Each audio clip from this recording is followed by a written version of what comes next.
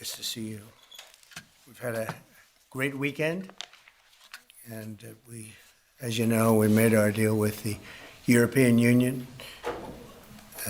The Japan deal is done. Many of the other deals are done. Indonesia was a very big deal, big country actually, and they're wonderful, and hopefully wonderful for both sides. But it's literally trillions of dollars ultimately being brought into our country. And it was something that had to be done, and it is being done, and it's being done properly. We're now negotiating with various other countries, and the rest we're just sending out the bill to. We send a bill, we send a letter saying that you'll pay a certain tariff. And obviously, that's most of them because you have, as you know, hundreds of countries, a lot of countries out there.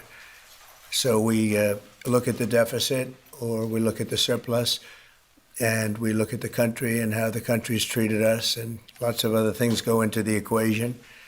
And we make a decision as to what that tariff will be, and it's a pretty standard letter from that point on. And I want to tell you, this is something, to me, it's a VA bill signing, and it's very important to me and to many of the people in this room. So I'm thrilled to sign the VA Home Loan Program Reform Act into law, and that is something that they've wanted to do for a long time. This legislation provides desperately needed relief to veterans and their families who have fallen behind on their mortgages, of which there are a lot, because we have somebody that doesn't want to lower interest rates and probably won't lower them today. It's a really sort of an amazing situation. And it helps keep our promise to end veterans' homelessness, and we're going to do that for America. We're going to do that for our great veterans. I'm thrilled to be joined by the bill's sponsor, Congressman Derek Van Orden. Where's Derek? Right here. Derek? Hello, Derek. I didn't see you back there. Well, I'm a Navy SEAL. Snuck up on That's you. you. And Mike, how are you, Mike? Mr. President. These two gentlemen are terrific. They are working together, and they've been working together, Mike, a long time on this. So I just want to thank you both, and I'll ask you to say a couple of words. An estimated 61,000 American veterans are in danger of losing their homes, as you know. But thanks to this bill, the Department of Veterans Affairs will be empowered to pay loan holders the necessary amount to prevent foreclosures on our veterans, so our veterans won't be foreclosed and put out onto the streets. It's very important. This bill also creates a 5-year partial claim program that could benefit up to 3.7 million veterans. That's the kind of numbers you're talking about. It's big stuff. The costs of the program are fully offset and will add nothing at all to debt. This common sense legislation had overwhelming support and passed unanimously in the House and the Senate. Wow. When was the last time that happened? That's pretty impressive. My administration is committed to doing everything possible to ensure that our veterans are treated with respect and treated as well as anybody in this country. They're so important. They're so great. They've suffered so much in many cases. In May, I signed an executive order to open the National Center for Warrior Independence in Los Angeles, California, which will house up to 6,000 homeless veterans. You know, until we came along, they treated the veterans far worse than the illegal immigrants. They came in, they were staying in hotels, luxury hotels, and the veterans are staying outside of the sidewalk on the same hotel. Some pictures are just incredible. In addition, we'll also be opening a full-service VA center in New Hampshire, which is the only state in the union to not have a VA center. And I made that promise to the people of New Hampshire a long while ago, and we got it done. It's the only state that doesn't have, and yet you have a lot of veterans in New Hampshire. We're slashing the wait times at VA medical centers, and we're bringing back VA choice and VA accountability, which I had and the Democrats abandoned. It made it so much better. Accountability, meaning if you treat our veterans badly, we treat you badly. You get fired and beyond that. And VA choice is you can get out and you can, if you don't have a doctor ready, willing, and able to take care of you within the VA, you go outside, you go see a doctor, you get better, and we pay the bill. and the veterans loved it. We had a 92% approval rating.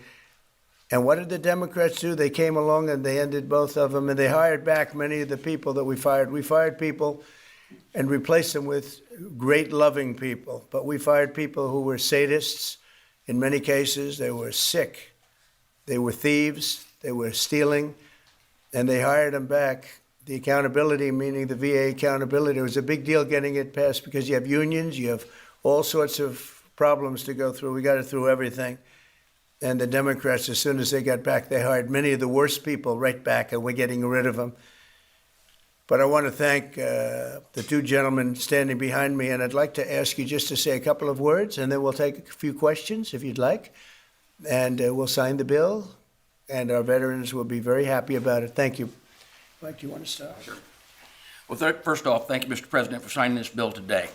Let me tell you that not only this bill, which will help make sure that those veterans have got themselves in a situation where maybe they would be foreclosed on, it gives them just a little bit extra help without the government going into a banking business like what we had with the previous administration. I also want to say thank you too, though, for appointing Doug Collins as our secretary for the VA. As chairman of the VA, having the opportunity to work with Doug, one, because we worked together before, but he has the right attitude, and the attitude is the VA is not about bureaucracy. It's about the veterans, and we want to keep it that way. That doesn't mean we don't have a good workforce. What it means is that workforce is focused on the veterans, not on making sure that the VA grows, but making sure that the VA does the job it's supposed to do. And thank you, Mr. President. It's your leadership that allows that to happen. Thank you, everybody, for coming here today. Thank you, Mr. President, for hosting us here. I'm the longest-serving enlisted member of the United States military to ever get elected to Congress in the history of our nation. And I'm unequivocally stating right now that President Donald J. Trump is the most positive, pro-veteran president in the history of this country. And so he backs up his words with deeds, and this is another example of how President Trump is taking care of our veterans. So, sir, I'm very thankful for you, for your leadership, and let's get this thing done and get our veterans into homes. So God bless you, and God bless the United States. Thank you, my friend. Thank you. Let's sign first, and we'll take a couple of questions. Yes. I'll get it done. We've been waiting a long time. And I do want to commend Doug Collins because I hear he's doing He's doing a fantastic job. He's done an incredible job.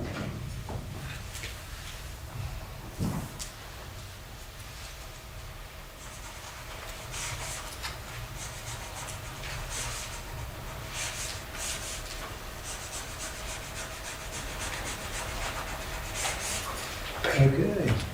That's a good one. That's a good one. No water pen?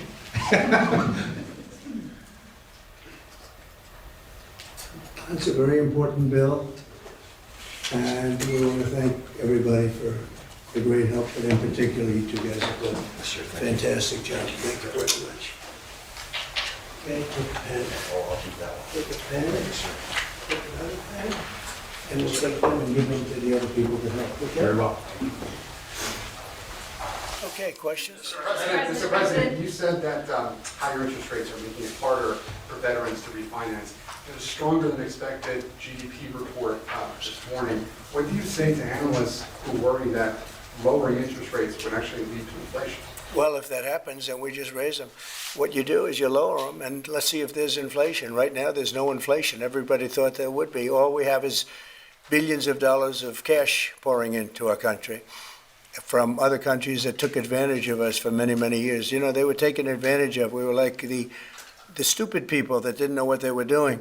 They took advantage of us. Other countries, friend and foe. And by the way, the friend was oftentimes much worse than the foe when it comes to trade. So if that happens, what you do is you raise your rates and you do what you have to do to stop inflation. But we're keeping the rates high, and it's hurting people from buying houses, and we don't want that. If for any reason that happened in a year or two, if there's some signs of inflation coming back, right now there's not. We have a great thing going. I think we're going to have the richest economy you've ever seen. We have money coming in that we've never even thought about at numbers that nobody's ever seen before. We have a deal with Japan where they're going to pay us $550 billion. We have a deal with Europe where they're doing $750 billion plus $400 billion plus $300 billion. And many other countries, it's likewise, relatively, those are two big ones, but likewise. So we have a lot of money coming in, and we have no inflation, and we're very strong, and we should be lowering the rates. Each point that this gentleman keeps up costs us $365 billion a year. Think of that. 1 point, $365 billion. If you bring it down a point, we save 365. We should be the lowest interest rate, and we're not. We're 38, number 38, because of the Fed. It's all because of the Fed. He's done a bad job. Now, he's got a meeting today, but I call him too late. He's always too late. Even if he does it today, probably won't. I hear they're going to do it in September, not today. For what reason? Nobody knows, but Europe, as you know, cut their rates 11 times in the last short period of time. But the good news is we're doing better than anybody anywhere in the world. Nobody's doing anything even close to us, even with the higher rates. The higher rates do affect housing, though, because people can't go out and get a loan or refinance their house. And it would be nice to have them be able to do that. That would be just another check of a box. That would be very important. Yeah, please. Mr. President, you mentioned today that India, in addition to its 25% tariff rate, would pay an additional penalty because of its support of Russia. What is that additional penalty?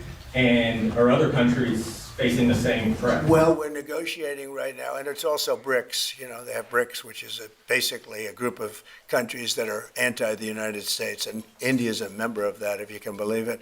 It's an attack on the dollar, and we're not going to let anybody attack the dollar. So it's partially BRICS, and it's partially the trade, this trade situation. It's the deficit. We had a tremendous deficit. So, as you know, Prime Minister Modi's a friend of mine, but they don't do very much business in terms of business with us. They sell a lot to us, but we don't buy from them. You know why? Because the tariff is so high. They have one of the highest tariffs in the world. Now, they're willing to cut it very substantially, but we'll see what happens. We're talking to India now. We'll see what happens. It doesn't matter too much whether we have a deal or whether we charge them a certain tariff, but you'll know at the end of this week.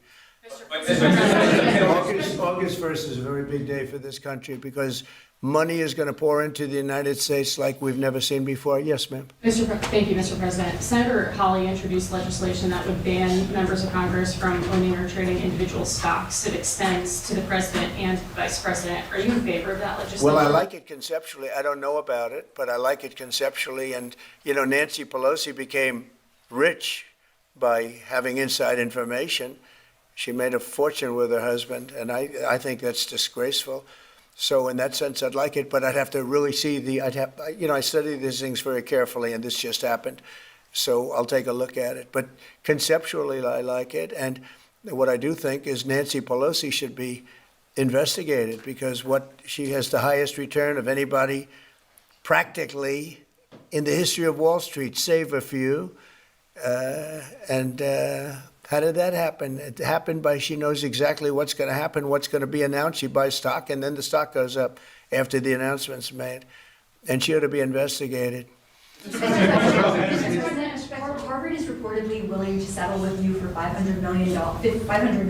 Is that enough? Well, it's a lot of money.